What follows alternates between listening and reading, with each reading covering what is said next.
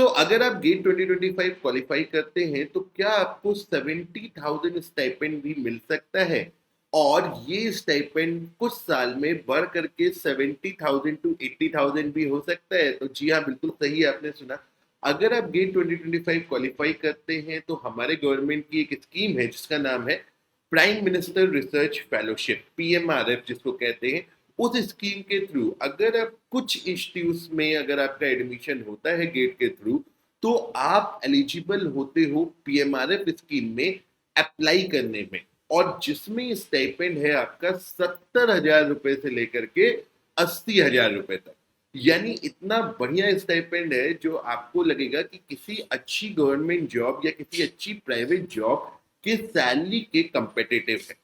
So guys, welcome to Acumen GATE academy. मेरा नाम है डॉक्टर उमा शंकर त्रिपाठी। आज की इस वीडियो में हम बात करने वाले हैं पीएमआरएफ स्कीम की। चलिए चलते हैं पीएमआरएफ की वेबसाइट पे और समझते हैं कि कौन कौन से ऐसे 38 इंस्टीट्यूट हैं जिसमें अगर आपका एडमिशन होता है तो आप इस स्कीम के बेनिफिट अवेल कर सकते हो। गाइस, ये है प्राइम मिनिस्टर रिसर्च फेलोशिप की वेबसाइट। आप गूगल पे पीएमआरएफ लिख करके सर्च करेंगे, एंटर करेंगे तो आप यहाँ तक पहुंच जाएंगे। तो शुरुआत करते हैं सबसे पहले फेलोशिप से। अगर आप यहाँ पे फेलोशिप देखें तो पीएमआरएफ स्कीम में फेलोशिप होती है पहले साल 70,000, दूसरे साल 70,000, तीसरे साल 75,000, चौथे साल 80,000 और पांचवें साल भी 80,000 रुपए।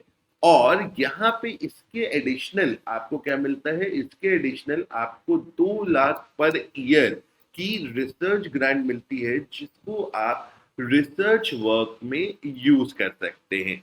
अब कौन कौन से कॉलेज हैं जिसमें अगर आपका एडमिशन होता है तो आप अप्लाई कर सकते हैं? तो गई ये 38 इंस्टीट्यूट्स हैं। आप इसका लिस्ट देख सकते हैं। Banaras Hindu university, BHU, ISC Bangalore, IISCR Berhampur, IISCR Bhopal, IISCR Kolkata, Mohali, Pune, Thiruvananthapuram, Tirupati, IIT Bhilai, BHU Bhubaneswar, Bombay, Delhi, Dharwad, Dhanbad, Gandhinagar, Goa, Guwahati, Hyderabad, Indore, Jodhpur, Kanpur, Kharagpur, Madras, Mandi, Patna, Roorkee, Ropar, Jammu and Palakkad and Tirupati. इसके अलावा इन आईआईटीज के अलावा हमारे पास है Jamia Islamia university, JNU, NIT Tiruchirappalli, university of Delhi, university of Hyderabad and Aligarh Muslim university. Guys, in 38 colleges में जिसमें सारे आईआईटी आ जाते हैं, आईआईएससीआर आ जाते हैं, एनआईटी में केवल एनआईटी त्रिची आता है और इसके अलावा कुछ सेंट्रल यूनिवर्सिटीज है जैसे अलीगढ़ मुस्लिम यूनिवर्सिटी, जामिया इस्लामिया, जेएनयू। इन यूनिवर्सिटीज में अगर आप एडमिशन लेते हो किसी भी फील्ड में, अगर आप एक्सेप्ट आर्ट्स में, अगर आप किसी भी फील्ड में साइंस से रिलेटेड, इंजीनियरिंग से रिलेटेड, टेक्नोलॉजी से रिलेटेड अगर आप किसी भी ब्रांच में एडमिशन लेते हो तो आप इस स्कीम के लिए एलिजिबल हो। यानी civil, mechanical, electrical, electronic, computer science, chemical, जितनी भी इंजीनियरिंग ब्रांचेस है। इसके अलावा जो लोग भी नेट क्वालिफाई करके जाते हैं, फिजिक्स, केमिस्ट्री, मैथमेटिक्स, आप सब लोग इस स्कीम में एलिजिबल होते हैं। अब सवाल उठता है कि आप कैसे प्राइम मिनिस्टर रिसर्च फेलो बन सकते हो? तो इसके लिए सबसे पहले आपको गेट 2025 में अच्छे मार्क्स लेकर के आने होंगे, अच्छे नंबर लेकर के आने होंगे, जिसके थ्रू आप इन 38 इंस्टीट्यूट में से किसी भी इंस्टीट्यूट में एमटेक में एडमिशन लो। एमटेक में एडमिशन लेने के बाद शुरुआत में आपको 12,400 रुपए स्टाइपेंड मिलेगा जो एमएचआरडी से आपको मिलता है, ministry of human resource and development से आपको मिलता है। उसके बाद आप किस तरीके से पीएमआरएफ में अप्लाई कर सकते हो, इसके 2 चैनल्स होते हैं। एक होता है डायरेक्ट एंट्री चैनल और दूसरा होता है लेटरल एंट्री चैनल। तो चलते हैं फिर से वेबसाइट पे पीएमआरएफ के और समझते हैं कि क्या वे हो सकता है आपको इसमें एंटर करने के लिए। गाइस, यहाँ पे आप देखिए कि लिखा हुआ है eligibility and application procedure.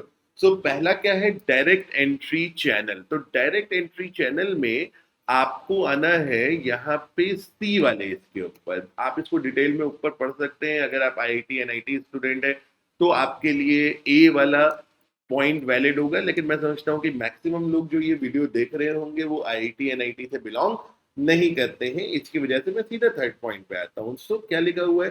Qualified GATE और be pursuing of or have completed MTech MS by research at one of the PMRF granting institute having a minimum CGPA of 8 with a minimum of 4 scores at the time of application।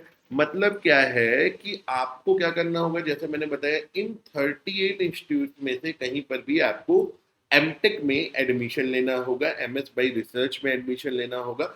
और MTech करने के दौरान, MS करने के दौरान आप इस scheme में अप्लाई कर सकते हो। अगर किसी का एमटेक कंप्लीट हो चुका है और वो फर्दर पीएचडी करना चाह रहा है, वो भी इस रूट से अप्लाई कर सकता है।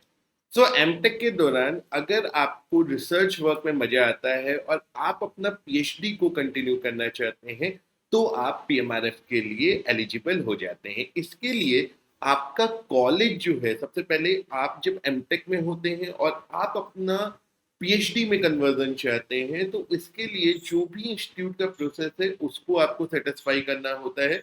सेकेंडली, पीएचडी करने के दौरान जब आपका एडमिशन पीएचडी में कन्वर्ट हो जाता है, उसके दौरान आपका इंस्टीट्यूट आपके लिए एक स्ट्रॉन्ग रिकमेंडेशन देना चाहिए कि आपके अंदर ये कैपेबिलिटी है प्राइम मिनिस्टर रिसर्च फेलो बनने की, और उसके बाद आपका पीएमआरएफ स्कीम में आप कन्वर्ट हो जाते हो और रेगुलरली लगभग हर 12 महीने पे इसका रिव्यू होता है आपकी परफॉर्मेंस का, और उसके बेस पे ये फेलोशिप आपकी कंटिन्यू होती है।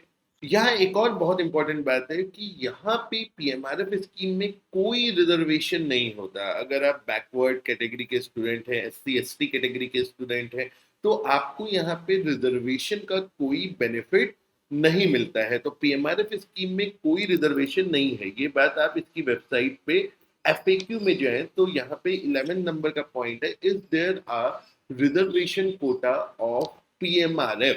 So the answer is no. So guys, PMRF definitely worth giving a shot है, क्योंकि इंडिया में रिसर्च में इससे बड़ा आज की डेट में कुछ भी नहीं है। अगर आप पीएमआरएफ स्कॉलर होते हो, प्राइम मिनिस्टर रिसर्च फेलो होते हो, तो आपकी एक अलग रिस्पेक्ट बनती है। बीइंग अ आईआईटीएन, मैं ये बात जानता हूँ, मैंने आईआईटी से एमटेक पीएचडी किया हुआ है, तो जो पीएमआरएफ स्कॉलर्स होते हैं उनका एक अलग ऑरा होता है, एक अलग उनकी डिमांड होती है।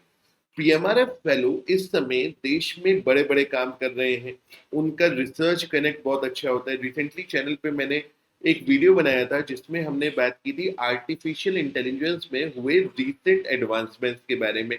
उसको भी एक प्राइम मिनिस्टर रिसर्च फेलो ने ही लीड किया है। सो गाइस, आई होप आप लोगों को आज का वीडियो अच्छा लगा होगा, इन्फॉर्मेटिव लगा होगा। चैनल को लाइक कर दीजिएगा, सब्सक्राइब कर दीजिएगा, और अगर गलती से अभी तक आपने गेट 2025 का फॉर्म नहीं भरा है, तो अभी भी एक दिन बचा हुआ है। 11 अक्टूबर लास्ट डेट है। थोड़ा लेट फीस के साथ आप गेट का फॉर्म भर सकते हैं। So with this, thank you very much and have a good day.